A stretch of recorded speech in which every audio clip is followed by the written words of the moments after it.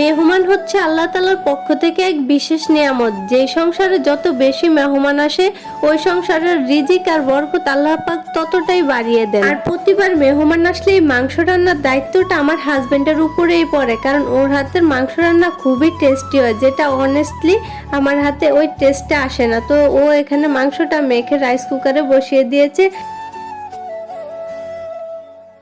অন্য চুলায় আমি সরিষা ইলিশটাও করে নিয়েছি। এরপর আমি রোস্ট করার জন্য মাংসটা ভেজে নিচ্ছি। আসলে মেহমান আসলে ঠিকই আনন্দ লাগে, কিন্তু যারা একা হাতে সবটা সামলায় তারা জানে যে হুট করে মেহমান আসাটা কতটা কষ্টের।